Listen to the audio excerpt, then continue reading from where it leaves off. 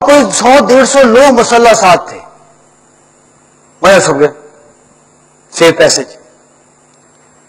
چند آدمی کے ساتھ پہنچا ہے، وہ جو اس کے بعد جو کمانڈر بنا تھا، چند آدمی کے ساتھ پہنچا. اس نے کہا کہ سب بھائی ہتھیار ڈالو. وہ تاریخ میں یہ لکھا ہے کہ اگر وہ 150-200 لوگ اس پہ حملہ کر دیتے 12-15 لوگوں کے اوپر تو ان کو ختم کر دیتے. بھائی ہتھیار ڈالو، پہلے ہتھیار ڈالوائے. بہادر شاہ ظفر کو گرفتار کیا. یہ تھا شاہ، کہتے نا کہ جمال، ایک بڑائی. بہادر شاہ ظفر کے دربار میں اگر آپ پہنچیں گے تو آپ کو بیٹھنے کی اجازت نہیں تھی، چاہے برٹش ریزیڈنٹ کیوں نہ ہو. آپ بیٹھ نہیں سکتے، آپ اس کی آنکھوں میں آنکھیں ڈال کے بات نہیں کر سکتے. آپ یوں بات کرنی ہے ایسے، اور آپ کو چلنا کیسے، باہر کیسے نکلنا ہمارے ساتھ ایسے. یہ جلال تھا. یہ دیکھیں، جو جواہرات ہی تھے نا، وہ آج کے حساب سے اربوں روپے کی مالیت کے تھے جواہرات.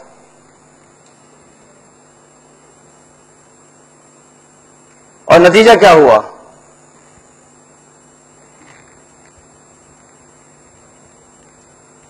یہ دیکھیں، گرفتاری ہو رہی ہے، ان لڑکوں کی پیچھے گرفتاری ہو رہی ہے. یہ دیکھیں، یہ 2 پکچر ہے جب ان پہ کیس چلایا گیا دلی میں. یہ تصویر ہے.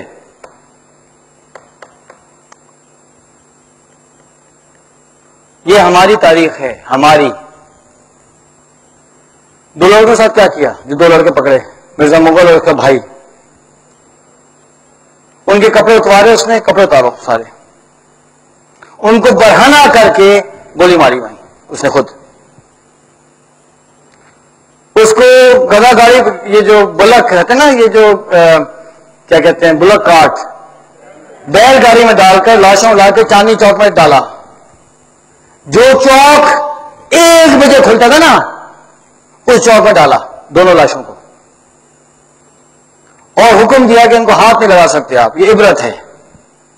3 دن کے بعد یہ کہہ کر کہ سینیٹیشن شہر کی خراب ہو رہی ہے، یعنی بدبو بہت ہو گئی ہے، ان لاشوں کو اٹھا کر کچرے میں ڈالا ہے. ان کو دفنانے کی بھی اجازت نہیں دی. یہ ہماری تاریخ ہے جو ہمیں اسکولوں میں عدنان صاحب نہیں پڑھائی جاتی. یہ کتاب پڑھنے کے بعد میری آنکھیں کھلی. اس عمر میں ہمارے بچے تو جیک اینڈ جل went up the hill to fetch a pail of water. Jack fell down and broke his crown and Jill came tumbling after. پڑھتے ہیں. ہاں بچوں کو تو اس میں بزی ہے نا. East European history, 2nd world war کی ہسٹری، یہ تاریخ کیوں نہیں پڑھتے بھائی؟ شاید کسی کے دل میں کوئی آگ لگے. آپ یہ کتاب نہیں پڑھیں گے نا، آپ ظلم کر رہے ہیں اپنے ساتھ بھی، اپنے بچوں کے ساتھ بھی، اور اس قوم کے ساتھ بھی، اگر آپ کے پاس یہ نالج نہیں ہے. بلوچستان پہ ایک کتاب نہیں ہے نا، اب میں پریشان ہو رہا ہوں، یہاں بھاگ رہا ہوں، وہاں بھاگ رہا ہوں، اتنی پریشان. کتاب ہی نہیں کوئی. تو چلو 1857 پہ تو کتاب آ گئی، اس کو تو پڑھ لیں. اب کوئٹہ جانا پڑے گا، گزٹیز نکالنے پڑیں گے. اب کہاں سے مجھے جو ہے وہ کہانیاں بنانی ہے کہ بھئی بلوچستان کا مصیبت کیا ہے، چکر کیا ہے. خان اور کلاس صاحب کے فیملی ممبر سے ملاقات کرنی پڑ رہی ہے. بھائی تم بتاؤ یار کیا تھی تاریخ اس علاقے کی. بھائی صاحب ہمیں تو بہت محنت کرنی پڑی ہے، اللہ نے کروا دیا کام، لیکن ہم کو پڑھنے کا ٹائم ہی نہیں ہے. پھر کیا ہوا؟ پھر یہ ہوا کہ سیف پیسج دیا کس کو؟ بہادر ظفر کو، اور انہیں ملک سے نکال دیا. کہاں بھیجا؟ رنگون. اور کہاں بند کیا؟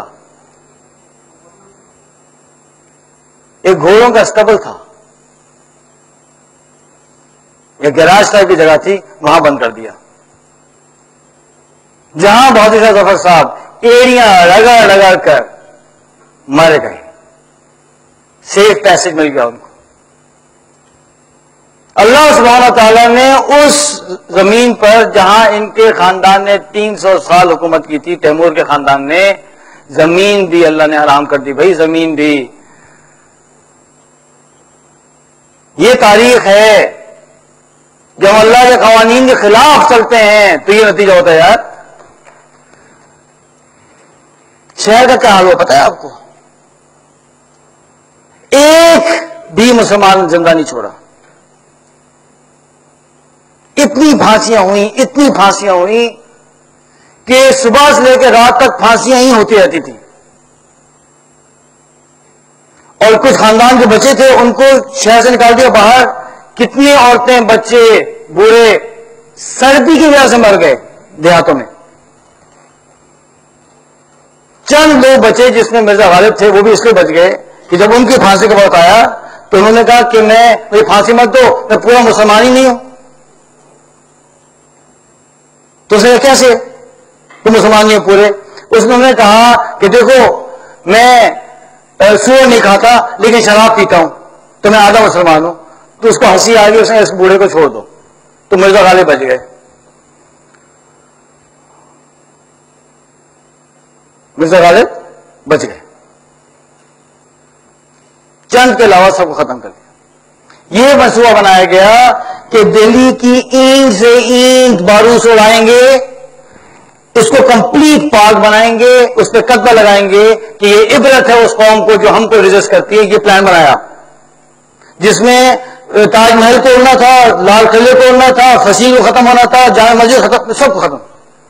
پھر برٹش کے کچھ لوگوں نے جو آرکیولوجیکل سائٹس پروٹیکٹ کرنا چاہتے تھے، انہوں نے کہا یہ تو آرکیولوجیکل ہیریٹیج ہے، یہ تو تاریخی عمارات ہیں، اللہ کے لیے چھوڑ دو۔ تو ان برٹش کے بھیک مانگنے پہ انہوں نے کہا اچھا چھوڑ دو یار، چھوڑ دو، ورنہ آج قدمہ لگا ہوتا وہاں۔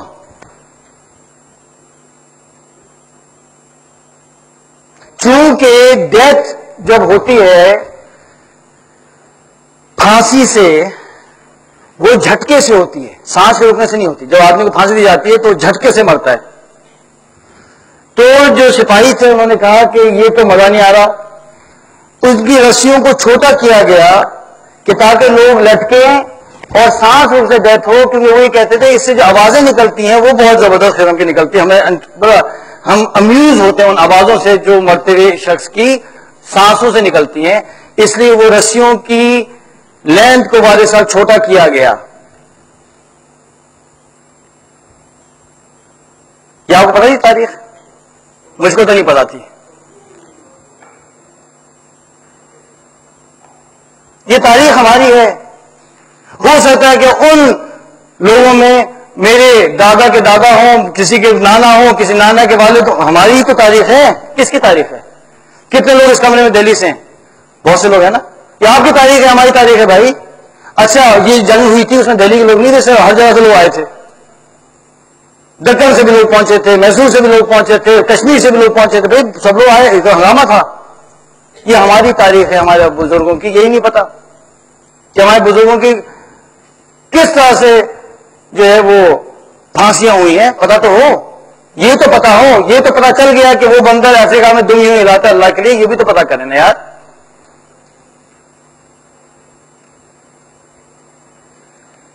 پھر کیا ہوا؟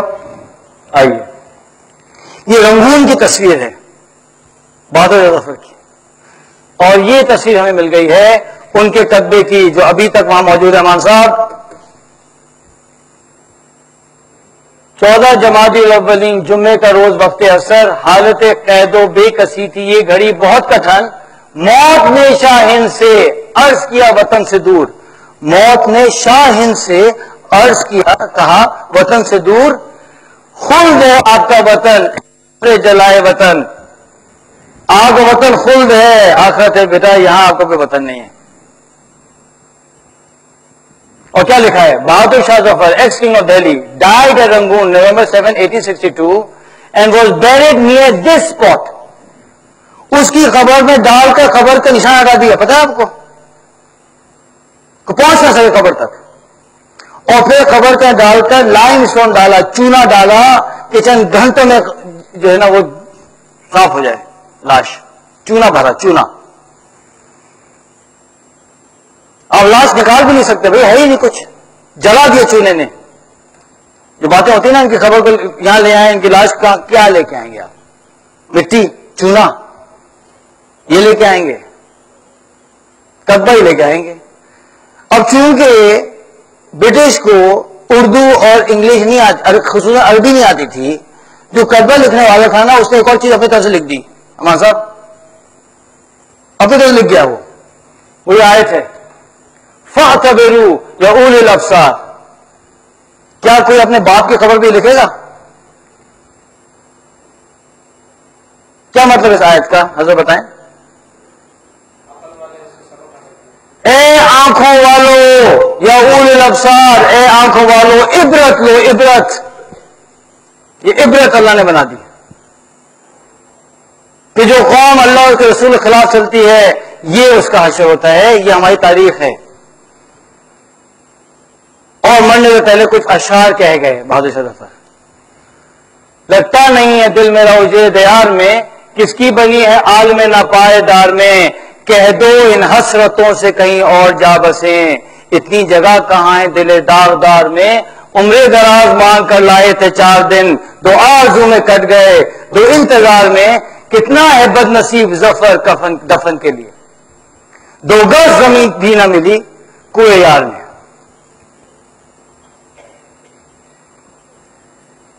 عمر دراز مانگ کر لائے تھے 4 دن، 2 آرزو میں کٹ گئے 2 انتظار میں.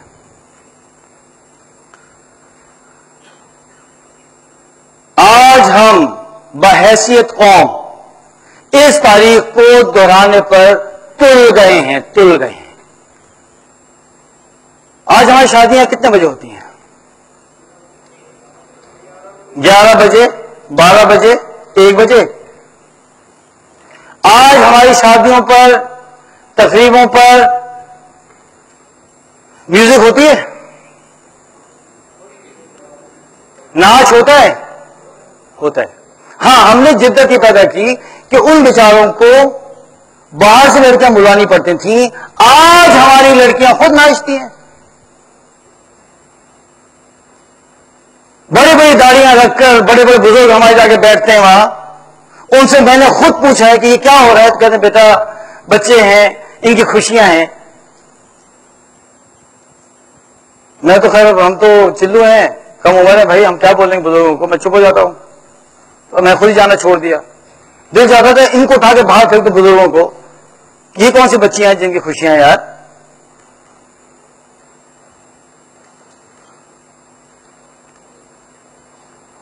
اور جب ہمارے لوگ گھروں پہ جا رہے ہوتے ہیں ان شادیوں کے بعد، تو کیا فجر کی اذانیں نہیں ہوتی ہیں؟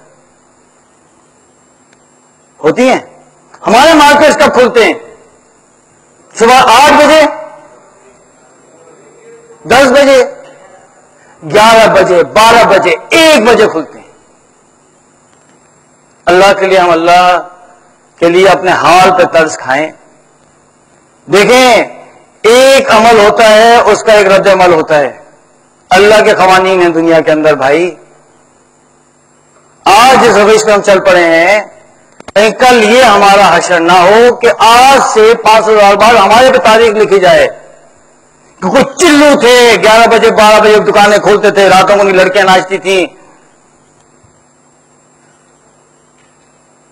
اور جو ان کے دیندار تھے وہ اپنے دلوں میں تھے، دلوں کے اندر.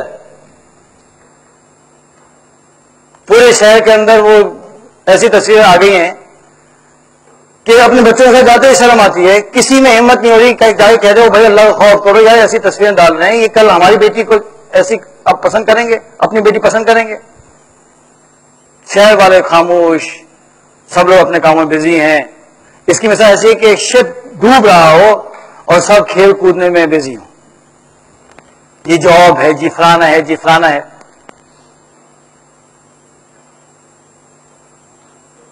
اب سوال یہ ہے کہ اگر ہم یہ چاہتے ہیں کہ یہ بدلے تو شروع کہاں سے کرنا پڑے گا؟ کہاں سے؟ شہباز شریف صاحب سے، نواز شریف صاحب سے، چودھری نثار صاحب سے؟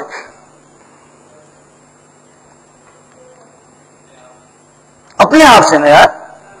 مجھ سے سلیمان احمد کے بچے سے بھائی، مجھ چلو سے تب بات بنے گی. بس بہت اوروں کو ہم نے جو ہے نا وہ برا بات، زرداری صاحب ایسے ہیں تو فلانے صاحب ایسے ہیں تو بگٹی صاحب، ارے چھوڑ دیں بھائی، ہم کہاں ہیں؟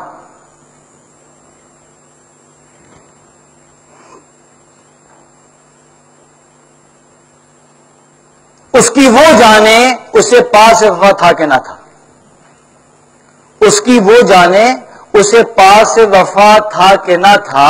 تم فراز اپنی طرف سے تو نبھاتے جاتے، شکوہ ظلمت شب سے تو کہیں بہتر تھا، اپنے حصے ہی کوئی شمع جلاتے جاتے. اپنے سے شروع کرنا پڑے گا، اور کوئی علاج نہیں ہے، اور ٹائم بہت نہیں ہے. ہم نیوی کے ساتھ تھوڑے بلوچستان کے اندر ہسپتال بنانے کا پلان کر رہے ہیں، ایسے ہی نا بھائی صاحب؟ بلوچستان کے اندر آج بہت سے علاقے ایسے نو گو ہو چکے ہیں، نو گو ایریا سے جا نہیں سکتے آپ. ایسے ہی بھائی صاحب، ایسے ہی نو گو ایریا بن چکے ہیں تھوڑے.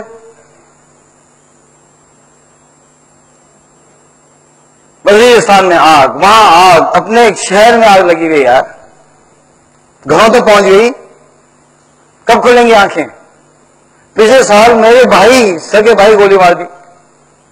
ہم کس کی کہانیاں سنائیں؟ امی کا فون آ رہا ہے، اچھا ہاں امی ہیں بڑی ہمت والی.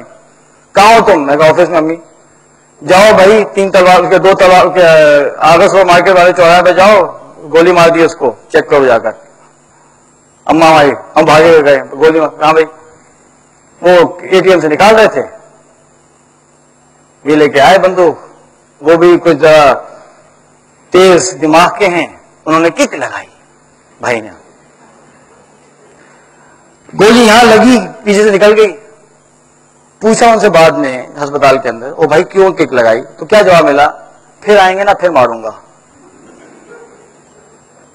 یہ بات مت کرو مجھ سے بھائی، یہ ہمارا کیا سسٹم ہے. بڑا سمجھا رہے بھائی اللہ کے لیے یار مت کرو. نہیں، پھر آئیں گے نا پھر ماروں گا. مارو بھائی. تو پھر گھر کی بات سنا رہے ہیں نا ہم آپ کو. گھر جان بچ گئی، شکر، بچ گئے الحمدللہ. وہ گولی بھی جا کے نا وہ والٹ میں ملی، والٹ میں گھس گئی. جب پولیس آئی تو وہ گولی کر رہا ہے، والٹ کو گولی اس نے لگی. یہ گولی لو بھائی، جاؤ.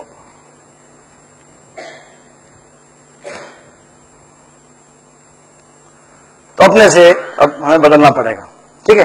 تو یہ تو ہو گیا تھوڑا سا اپنے ایکسپیرئنس سے تاریخ کی بات چیت.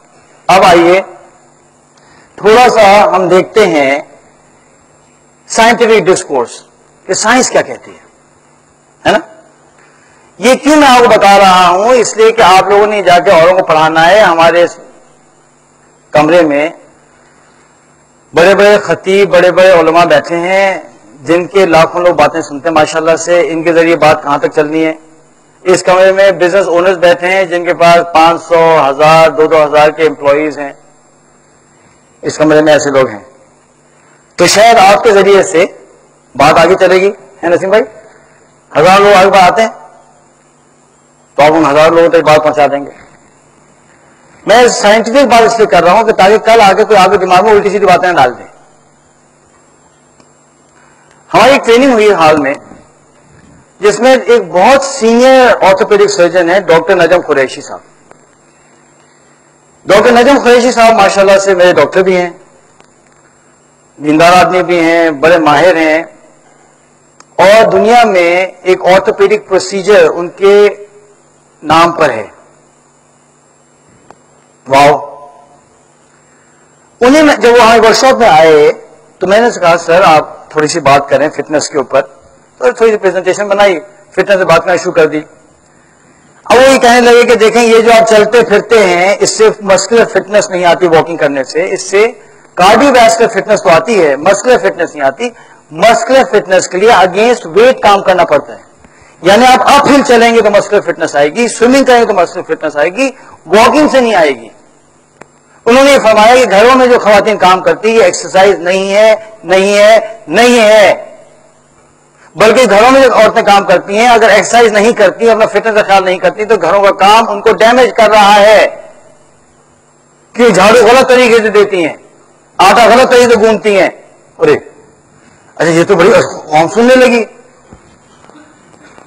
تو جب بریک ہوئی تو ایک سامنے میرے پاس آگے کہنے لگے یہ صاحب جو بات کر رہے ہیں یہ ڈاکٹر ہیں. تو دل ہی بیٹھ گیا میرا. میں نے بریک میں ڈاکٹر صاحب سر کے لیے آئے کام کریں یار, اپنے تعارف تو کروائیں. کیا کسی کیا ضرورت ہے؟ میں کہ ڈاکٹر صاحب پلیز یار آپ تعارف کروا دیں. یہ ٹائم کم ہے. میں کہ دیکھیں کام کریں, آپ 5 منٹ لے لیں, تعارف پہلے کریں. ڈاکٹر صاحب کھڑے ہوئے, تعارف کروایا کہ میں ڈاکٹر نظم قریشی ہوں, ایک آرتھوپیڈک پروسیجر میرے پیچھے نام دیا گیا ہے, انگلینڈ سے ٹریننگ ہے, اپنا ہسپتال آرتھوپیڈکس کا. جب انہوں نے اپنا تعارف کروایا تو ڈاکٹر رفیق صاحب اس کے بعد جب بات کرنی شروع کی تو یوں سن لیتے ایسے, اور جہاں وہ سیشن کمپلیٹ ہوا پبلک ایسے پڑ گئی نا پیچھے, ڈاکٹر صاحب نمبر دیں, ڈاکٹر صاحب یہ, ڈاکٹر صاحب, ڈاکٹر صاحب. تو میں یہ چاہتا ہوں کہ ایسا نہ ہو کہ سیشن کے بعد آپ کسی سے پوچھیں کہ سلیمان صاحب نے کوئی سائنس پڑھی ہے, کسی اور کی عبرت سے سیکھنا چاہیے. تو میں تھوڑا سا اپنا سائنٹیفک بیک گراؤنڈ بتاؤں گا, پھر آپ کو سائنس کی بات بتاؤں گا. میرا نام سلیمان احمد ہے. قصہ مختصر, ہمارے والد صاحب سٹی بینک میں تھے, بہت سفر ہوتا تھا, کبھی سعودی عربیہ, کبھی فلپینس, یہاں رہے وہ یمن. تو میرے والد صاحب نے فیصلہ کیا قصہ مختصر کہ اسے بورڈنگ اسکول میں بھیج دیا جائے. تو ہم ایبٹیباد کالج اسکول پہنچ گئے. اچھا میرے روم میں کلاس فیلوز ہیں یہاں. ہاں بھائی سر وہ تو شام کو تھکتے ہیں نا, ابھی سے ہی ہو گیا. اور طارق بھی تھے نا, طارق کہاں, طارق کہیں, ہاں اچھا وہاں بیٹھے تھے. اچھا تو پہنچ گئے. اچھا طارق تو ہمارے روم میٹ, یہ تو 1 سال سینئر تھے. تو وہاں سے پھر میں نے میٹرک کیا. اس زمانے میں NWFP کا ایک بورڈ ہوتا تھا. تو NWFP میں میری اللہ کے فضل و کرم سے میٹرک میں 5ویں پوزیشن آئی. FSC میں یہاں اسکول ہے 2nd پوزیشن آئی بورڈ میں پری انجینئرنگ میں. اس کے بعد ہم پہنچے جناب NAD انجینئرنگ یونیورسٹی. یہاں سے میں نے 4 سیمسٹرز کمپلیٹ کیے الیکٹریکل انجینئرنگ میں. چونکہ وہ ہمارے ایکسٹرا کریکولر ایکٹیویٹی بہت تھیں, وہ طارق کو پتا ہے, طارق تھی نا کچھ, تو ہماری جو ہے وہ 3rd ہی پوزیشن آ سکی. تو خیر وہ یہاں بھی پوزیشن آتی ہے لیکن 3rd 4th پہ ہم رہے. ہمارے والد صاحب کو کسی نے سمجھایا کہ اگر آپ اپنے بیٹے کو امریکہ بھیج دیں تو یہ کچھ بہتر ہو جائے گا. تو بہت انہوں نے اصرار کیا. تو ہمارے علماء جو بزرگ تھے انہوں نے کہا بھی بات مان لو ابو کی. تو ہم نے ابو کی بات مانی اور US چلے گئے. 4 سیمسٹر یہاں سے کمپلیٹ کیے. ایک یونیورسٹی آف نیبراسکا میں وہاں چلا گیا. وہاں سے میں نے 4 سیمسٹر کمپلیٹ کیے. مجھے ڈگری مل گئی الیکٹریکل انجینئرنگ کی. میرے ذہن میں یہ ویژن تھا اس زمانے میں کہ مجھے PhD کرنا ہے. تو مجھے لوگوں نے سمجھایا کہ اگر آپ کو PhD کرنا ہے تو انڈر گریڈ لیول کے اوپر ریسرچ شروع کیجئے. اللہ کے فضل سے مجھے انڈر گریڈ لیول پہ ریسرچ کی اپرچونٹی مل گئی. اللہ کا فضل ہو گیا, یوزلی ملتی نہیں ہے. بائی دا ٹائم میری گریجویشن ہوئی تو ہمارے پاس ایک سینٹر تھا جس میں کولیبریشن تھی US air force, US navy, university of Nebraska اور اسٹیٹ آف نیبراسکا. اس کی کولیبریشن سے ایک سینٹر تھا, اس کا نام تھا centre for micro electronics and optical material research, چھوڑنے میں تھا. تو مجھے گرانٹ مل گئی ریسرچ کی US نیوی سے. تو میں نے 1.5 سے 2 سال US navy, US air force کا ریسرچ کی ہے. اللہ کے فضل سے میرا یہاں لیبس نہیں اور میرا پیپر پبلش ہو چکا ہے. تو ٹیکنیکلی میں سائنٹسٹ ہوں اصولی طور پہ. میرا ایریا ہے آلٹرنیٹ سیمی کنڈکٹرز. اب وہ کیا ہوتا ہے کیا نہیں ہوتا چھوڑ دیں, لیکن یہ میرا ایریا ہے. اور میں مٹیریل سائنٹسٹ ہوں. اور 1995 میں ایک کانفرنس میں نے اپنا پیپر شیئر کیا تھا, کچھ پاکستان نیوکلیر سائنٹسٹ آئے ہوئے تھے. تو میں نے as a scientist officially tour کیا ہے پاکستان کے نیوکلیر ریئیکٹر کا نیلور میں ایز اے سائنٹسٹ. کہ مٹیریل سائنٹسٹ اور نیوکلیر سائنٹسٹ جو ہیں وہ بھائی بہنیں ہوتی ہیں. اب کون بھائی ہوتا ہے کون بہن ہوتی ہے یہ بات کی بات ہے. ٹھیک ہے. اچھا جناب, تو یہ ہو گیا میرا بیک گراؤنڈ. اب کلیئر ہوگی. اب تو آپ یہ نہیں پوچھیں گے کہ سلیمان صاحب کا سائنس کا تعلق تو نہیں ہے. اب ایز اے سائنٹسٹ میں آپ کے سامنے کچھ باتیں رکھنا چاہتا ہوں. یہاں پروفیسر تھے نیڈ ایانو, انہوں نے ایک شرارت کی تھی اس لیے ان کی تصویر یہاں ہے. اب میں بتاتا ہوں کہ تھوڑا سا سائنس کے فاؤنڈیشنز پہ. سب سے پہلے بات یہ ہے کہ چونکہ وہ بہت لوگوں کو نہیں کلیئر ہوتا یا ہم بھول جاتے ہیں, پڑھائی میں ایشو آ جاتا ہے کہ لوگ کنفیوز کرتے ہیں چیزوں کو. جو سائنٹیفک میتھڈ ہے جو کہ بہت ہی بہترین میتھڈ ہے اس کا ایک پروسیس ہے. 4 اسٹیجز میں چلتا ہے سائنٹیفک میتھڈ. پہلی اسٹیج جو کہتے ہیں آبزرویشن, کہ ہم کوئی چیز آبزرو کرتے ہیں. اس کے بعد آتا ہے ہائپوتھیسس, کہ آپ جواب دیتے ہیں کہ یہ چیز اس لیے ہو رہی ہے. جب آپ اس ہائپوتھیسس پہ ریسرچ تھوڑی بہت کرتے ہیں تو بن جاتی ہے کیا تھیوری. تھیوری کا مطلب یہ ہے کہ یہ جو ہم نے کہا تھا جواب ہوگا اس پہ کچھ نہ کچھ ریسرچ ہمیں یہاں لے کے جائے, لیکن تھیوری کنکلوسیو نہیں ہوتی. جب اس پہ کنکلوسیو ریسرچ ہوتی ہے, حتمی طور پہ تحقیق ہوتی ہے, تو وہ بن جاتا ہے لا. کہاں 4 چیزیں کیا ہوئی؟ آبزرویشن, کیا آپ نے جو ہے کوئی تجربہ کیا. ہائپوتھیسس پہلا اسٹیج, تھوڑی ریسرچ کی, تھیوری, اور اسے کنکلوسیولی پروف کریں گے تو کیا بنے گا؟ لا. مثال دوں سمجھانے کے لیے کیونکہ آپ نے پڑھانا ہے. فرض کریں کہ میں کراچی کے اندر دیکھتا ہوں کہ اسکردو کے ایک صاحب ملتے ہیں, ان کی آنکھیں ہوتی ہیں لال لال آنکھیں. پھر ایک اور ملتے ہیں اسکردو کے صاحب, لال آنکھیں. پھر تیسرے ملے اسکردو کے صاحب, ان کی بھی لال آنکھیں. جب 6-7 لوگ اسکردو کے ملے اور ان سب کی آنکھیں لال ہوئی تو میں نے کیا بنانا ہے اب؟ ہائپوتھیسس. ہائپوتھیسس کیا ہے؟ ہاں, اسکردو کے مٹھوؤں کی لال آنکھیں ہوتی ہیں, یہ ہائپوتھیسس ہو گیا. لیکن اب اس کو تھیوری بنانا ہے. تو سائنسدان ہونے کے ناطے سے میں کیا کروں گا کہ میں پورے کراچی کے اسکردو کے لوگوں کو جمع کروں گا. پتہ چلا کہ 280 ہیں. جب 280 کو جمع کیا اور سب کی آنکھوں میں دیکھنا شروع کیا, اوے اخلاص صاحب اسکردو والے لال آنکھیں, اور سلیمان صاحب اسکردو والے ہیں, اسکردو بھی ہاں لال آنکھیں, لال لال لال. تو 280 کی لال نکل آئی. تو صاحب کیا ہو گیا؟ اب یہ تھیوری بن گئی. تھیوری یہ ہے کہ اسکردو کے لوگوں کی لال آنکھیں, لیکن اب کرنا ہے اس کو کمپلیٹ پروف کرنا ہے. اب میں فلائٹ لوں گا, اسلام آباد جاؤں گا, وہاں سے فلائٹ لوں گا, اسکردو جاؤں گا, اور اگر میں اسکردو پہنچا اور پتہ ہی چلے کسی کی لال آنکھیں ہیں نہیں, اب میں وہاں پوچھوں گا اور یہ پتہ چلے کہ لوگ یہ بتائیں کہ اصل میں ہمارے باجر سلامت صاحب یہ کہتے ہیں کہ جن جن کی آنکھیں لال ہیں وہ منحوس ہوتے ہیں, انہوں نے کراچی کو بھیج دیا. ساری لال آنکھیں والے کراچی جو ہے نا وہ جلاوطن ہیں. تو تھیوری کیا ہو گئی؟ غلط پروف ہو گئی. ایک صاحب مجھ سے بحث کر رہے, ڈارون نے یہ کہا, ڈارون نے یہ کہا. میں کہو بھائی وہ ڈارون کی تھیوری ہے نا, وہ خود اس کو لا نہیں کہہ رہا, کوئی گورا اس کو لا نہیں کہہ رہا. آپ ایک تھیوری کو کیوں لے کے آ رہے بحث میں بھائی؟ وہ لا لے کے آؤ نا. وہ سچ پڑھانے لگ گیا. میں کہا دیکھو بھائی, یا تو یار تھوڑی سی سائنس پڑھ لو. عجیب ٹینشن دیا ہوا ہے مفت میں, چی چی چی. اچھا, لوگوں کو چھوڑ مچانا بہت شوق ہے, تو اس لیے کہتے ہیں کہ علم تھوڑا بہت بڑوں سے لے لینا چاہیے تاکہ آپ کی زندگی آسانی میں آ جائے. دبئی میں ایک صاحب تھے بڑے سینئر, وہ وہاں سے این ڈی میں ہوتے تھے, ماشاءاللہ بڑے سکسیسفل ہو گئے. اب وہ مجھ سے ملے, انہوں نے کہا کہ ہر 2 مہینے میں 1 مہینے جب تم آتے ہو تو ایک ڈنر ہونا ہے ساتھ. ٹھیک ہے. اور لے کے جاتے ہیں بڑے ایکسپینسو جگہ کھانا کھلانے.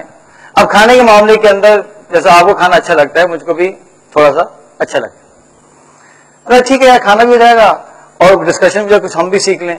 اب کیا ہوا کہ ہر چند دیر کے بعد کہتے تھے پلیٹو نے یہ کہا, افلاطون, پلیٹو نے یہ کہا, پلیٹو نے یہ کہا. اچھا پلیٹو کے کیا کہا مجھے کیا پتا. اور دوسری بات ہے کہ میں نے کبھی پڑھا ہی نہیں ہے فلسفہ, کہ 3-4 میٹنگ میں پلیٹو بہت ہوا تو میں نے کہا یار پڑھ لو, یہ تو بہت ہی تکلیف دہ کچھ چیز ہے. تو میں نے کتاب خریدی, اس میں پورا چیپٹر تھا پلیٹو کے اوپر. جب میں نے پڑھا تو پتہ ہی چلا کہ پلیٹو نے جو تھیوریز دی تھیں شروع میں, مرنے سے پہلے اکثر کو ریفیوٹ کر کے مر گیا. یعنی وہ اپنی تھیوری سے خود پریشان ہو کے مر گیا. اور یہ صاحب ابھی تک مجھے پریشان کر رہے ہیں. تو جو اگلی میٹنگ ہوئی میں اس کو پکڑا, میں نے ایک بات بتاؤ, یہ جو تم بات کر رہے ہو پلیٹو نے یہ کہا تھا شیپس کی تھیوری, فلانی تھیوری, شہر پتہ نہیں کیا کہا, تو پتا بھی ہے کہ پلیٹو نے اس کو ریفیوٹ کیا ہے. کہہ رہے ہیں یہ تو نہیں پتا. میں یار تم پھر اب پلیٹو نہیں بولا کرو یار, وہ یا تو پوری بات کرو, اتنا پریشان تم تنگ کیا ہے. تو اللہ کا فضل و کرم ہے کہ اس کے بعد سے کہ اب تک انہوں نے پلیٹو نہیں بولا. تو بھائی ذرا سائنس تھوڑی سی سمجھ لیجئے تاکہ آپ کو لوگ تنگ نہ کریں. تو یہ ہوتی ہے تھیوری. یہ بات کلیئر ہو گئی. اچھا دوسری بڑی اہم بات, دوسری اہم بات سمجھیں ذرا, کہ مغرب میں ایک ٹریجڈی ہوئی. ٹریجڈی یہ ہوئی کہ جو چرچ تھا, چرچ نے جب سائنٹسٹ آنے لگے تو چرچ نے سائنٹسٹ کا ستیہ ناش مارا, قتل کیا, بند کیا, قید کیا. اچھا اب جب ریولیوشن آ گیا, میں کہہ رہا یہ سارے لوگ جب چرچ سے باہر نکلے تو سائنٹسٹ نے آ کر انہیں سپورٹ کیا. اس لیے چرچ کی اور سائنٹیفک کمیونٹی کی ویسٹ میں جنگ ہے, جنگ جو صدیوں پرانی چلی آ رہی ہے. چرچ والوں کو سائنٹسٹ نہیں پسند اور سائنٹسٹ کو چرچ